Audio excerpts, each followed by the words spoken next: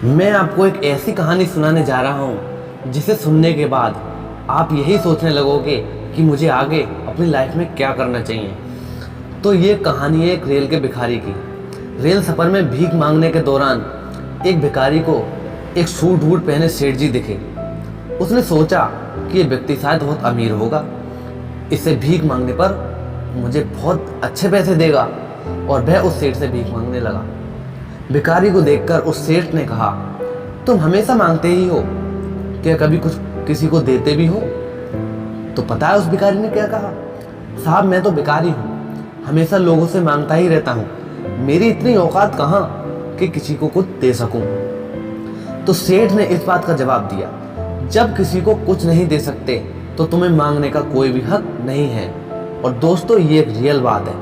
अगर आप किसी को कुछ नहीं दे सकते तो आपको मांगने का हक भी कुछ नहीं है। उसने कहा कि मैं एक व्यापारी हूँ और लेन देन में ही विश्वास रखता हूँ। अगर तुम्हारे पास मुझे कुछ देने को है तभी मैं बदले में कुछ दे सकता हूँ। तभी वह स्टेशन आ गया जहाँ पर उस सेठ जी को उतरना था, और वह ट्रेन से उतरा और चला गया बिना कुछ भिखारी को दे हुए। इधर भिखारी सेठ की कही गई बात के बारे में सोचने लगा।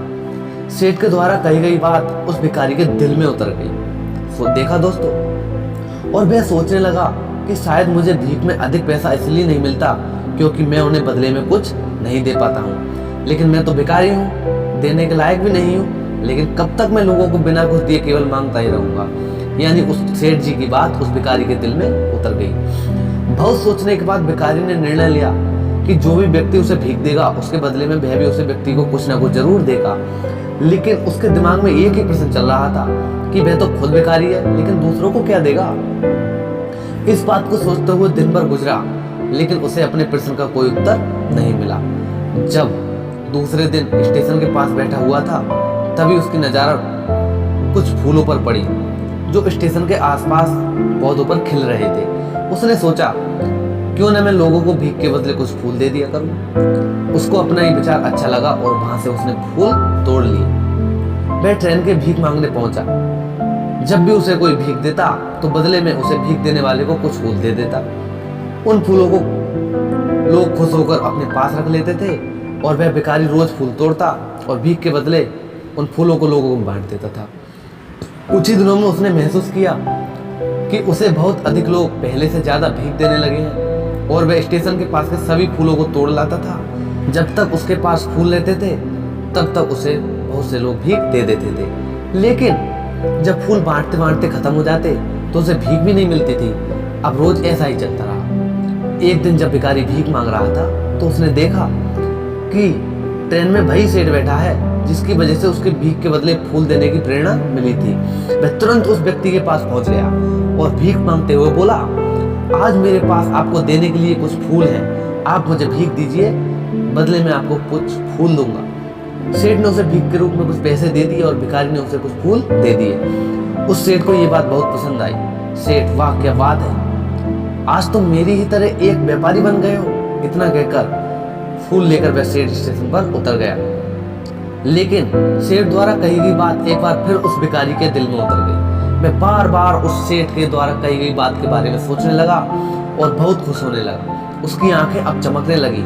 उसे लगने लगा कि अब उसके पास सफलता की चाबी लग गई है, लेकिन जिसके द्वारा अपने जीवन को बदल सकता है। लेकिन तुरंत ट्रेन के नीचे उतरा और उत्साहित होकर तेज आवाज में ऊपर आसमान की ओर देखकर बोला, मैं भिखारी नहीं हूँ, मैं तो एक व्यापारी हूँ। मैं भी उस सेठ जैसा बन सकता हूँ, मैं भी अमीर बन सकता हूँ। लोगों ने उसे देखा तो सोचा कि शायद वह भिखारी पागल हो गया है। अगले दिन उसने वह भिखारी उस स्टेशन के पास फिर कभी नहीं देखा।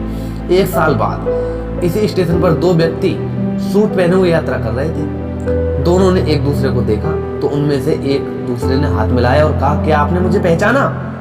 सेठ ने कहा, नहीं तो, शायद हम लोग पहली बार मिल रहे हैं। लेकिन वो सूट पहने हुए जो था वो भिखारी था। भिखारी ने कहा, सेठ जी आप याद कीजिए, हम पहली बार नहीं बल्कि तीसरी बार मिल रहे हैं। सेठ जी कहता है, मुझे याद नहीं रहा, वैसे हम पहले 2 बार कम मिले थे।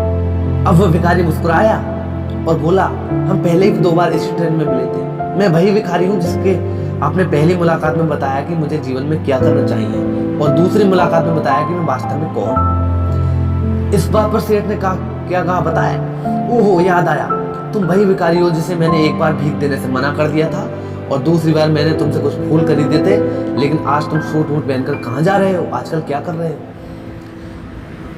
तो मैं वही भिखारी हूँ, लेकिन आज मैं फूलों के एक बहुत बड़ा व्यापारी हूँ। इसी व्यापार के काम से मैं दूसरे शहर जा रहा हूँ। मुझे मेरी पहली मुलाकात में प्रकृति का नियम बताया था, जिसके अनुसार मैं तभी कुछ मिलता था जब हम कुछ देते हैं। लेन देन का नियम वास्तव में काम करता है।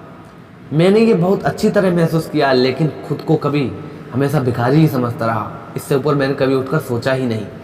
और जब आपसे मेरी दूसरी मुलाकात हुई तब मैंने सोचा और मुझे बताया कि आपने कि मैं व्यापारी बन चुका हूँ। अब मैं समझ चुका था कि वास्तव में भिखारी नहीं बल्कि व्यापारी बन चुका हूँ।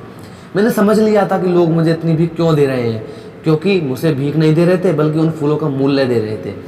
सभी लोग मेरे फूल खरीद रहे थे, इसलिए सस्ते फूल उन्हें कहाँ मिलते। मैं लोगों की नज़रों में एक छोटा व्यापारी था, लेकिन अपनी नज़रों में एक भिखारी ही था। आपके बताने पर मुझे समय आ गया कि एक छोटा व्यापारी हूँ। मैंने ट्रेन में फूल बांटने से जो पैसे इकट्ठे किए थे उनसे बहुत से फूल खरीदे और फूलों का व्यापारी बन गया।